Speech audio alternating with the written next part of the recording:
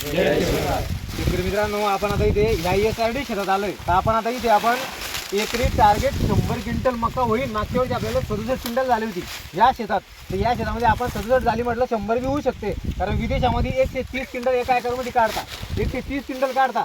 आपण फक्त 30, 25, 20 आपला शेतकरी 30 बी घालतो, 50 करतो, पण काही आपल्या हातात येत नाही.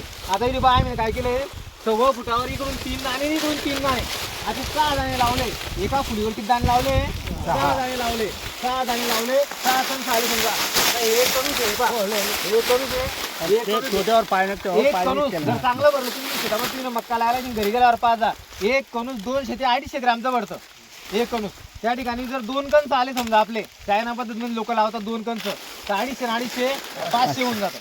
असं जर आपलं वजन भरलं ना, आपण 3 कणस धरले, हे 2 एकदम स्ट्रॉंग तयार होता आणि एक थोडं हलकं तयार होतं. म्हणजे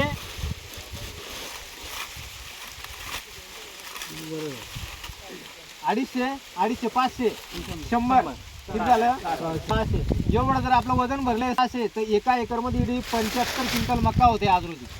75. बरेच शेतकरी मका उभे राहतात, आज त्यांना पाहून गेले, त्यांचं म्हणणं पडलं 70-75 क्विंटल मका 100% होईल. पुऱ्या 7 एकरचा मटेरियलचा खर्च किती झालाय? फक्त 11,000. पुऱ्या 7 एकरचा मटेरियलचा खर्च 11,000 झालाय. कपाशी, हरभरा, ज्वारी आणि